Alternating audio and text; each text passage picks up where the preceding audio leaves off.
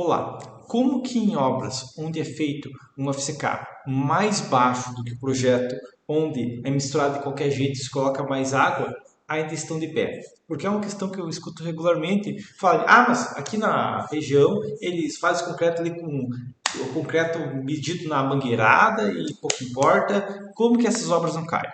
Primeira questão é o seguinte: o professor Paulo Bastos já fez um estudo sobre esse estudo aqui, ó, de traços de concreto de obras de pequeno porte, que a questão é, ele foi em várias obras da região de São Paulo e pegou um corpo de prova e testou o FCK de concretos feitos pelo Brasil, ok? E com 28 dias, o que aconteceu foi o seguinte: de 13 traços, ok? Apenas um deles passou de 20 megapascal.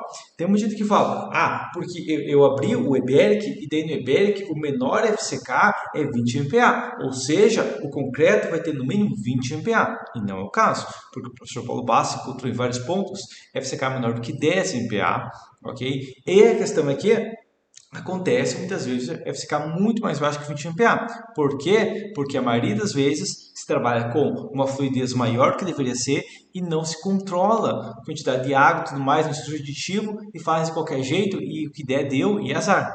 Ok? A questão é, beleza, mas como que nessas obras feitas tudo de qualquer jeito, no facão, como é que não tem problemas na obra? Bom, a questão aqui é o seguinte, só demonstrar uma situação aqui, ó. Vamos imaginar, que eu tenho até que colocar essa 3 metros aqui, ó. A questão é, vamos imaginar que eu tenho um pilar, por exemplo, de 14 por 30. Essa planilha aqui já tem vídeo meu que eu demonstro como que eu faço a montagem dela, mas a questão é, eu tenho um pilar 14 por 30, deve ficar 25, ok? Com 10 toneladas de carga axial. Ele passa tranquilamente com 4 barras de 10, ok? Agora, a questão é que eu estou usando aproximadamente 64% do aço. A questão é, e se fosse FSK 20? Ele passaria com o mesmo aproveitamento do aço.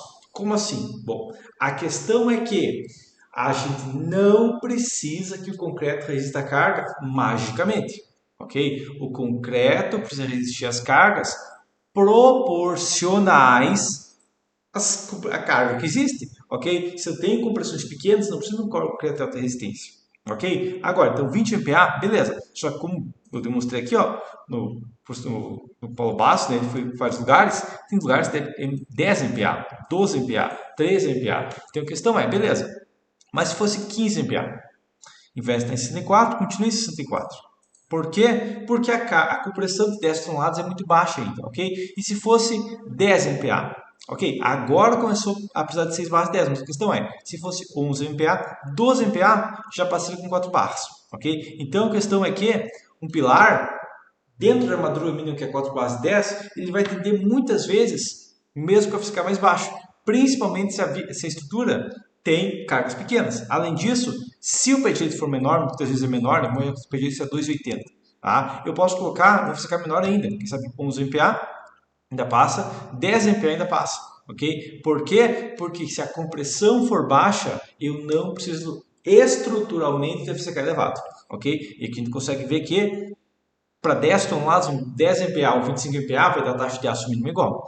Agora, vamos pegar um outro caso, uma viga agora. Então, já que tem uma viga, foi calculada uma viga de 14 por 40, ok? Um voo livre de 3,70 m, ela pode no lugar com pilar de 14 ou com pilar de 30, ok? O que é que essa viga vai ter de taxa de aço? Imagina que ela está apoiando uma parede e 3 metros de laje, ok? O que ela vai precisar basicamente vai ser tipo 3 barras 12,5 no negativo e 2 no positivo, está em 96% aqui, ó. E se ela fosse de 20 MPa? Então 20 MPa está em 96,9, a única coisa que aconteceu foi que foi para 98,8, ok? Então a questão é que reduzindo de 25 para 20 MPa, a necessidade de aço é a mesma, tipo, de 96,9 dividido por 98,8, tipo, foi levado menos isso aqui só para ter o aumento, né? Mas o aumento de aço, você sabe que foi 2%, tá? Isso aqui, menos 1 vezes 100, 1,9% a mais, ok? Então a diferença foi mínima. Aí a questão é, vamos imaginar que fosse um pouquinho menor vão, se fosse 3,60 m vão, só para voltar aqui a uma porcentagem menor, 93%. A questão é, e se fosse 15 MPa? Ele assim estaria em 96, ok? Estava em 93 sobre 96. Se fosse 12 MPa, tá? Se for 12,5 aqui, ó, ainda ficaria entre duas barras, ok? Então a questão é que uma viga também, se não tem cargas elevadas, Se o vão for pequeno, controlado, for de uma viga de seção adequada em vãos pequenos, não existe a mesma necessidade de FSK elevado estruturalmente. Agora a gente vai entrar em outro termo. Significa que eu não preciso dar para fazer FSK de 10? Não! E por que se estruturalmente o pilar passa, a viga passa, mais passa? Porque tem duas questões aqui. Primeiro é que não basta o concreto passando isso aqui. O problema que a gente vai ter é que uma viga de FCK menor vai deformar mais. Ok? E com deformação maior a gente pode ter patologias. E a segunda questão aqui, uma peça, o concreto geral, né, de FCK menor vai ter uma menor durabilidade. E a questão aqui é o seguinte, de durabilidade. Daqui 10 anos pode começar a aparecer fissuração, pode começar a deteriorar, pode começar a corroer vergalhão, pode acontecer outros problemas. Ok? Então a questão é que, como que na minha região estão fazendo FCK tudo no facão ali, está dando FCK baixo e as obras estão de pé?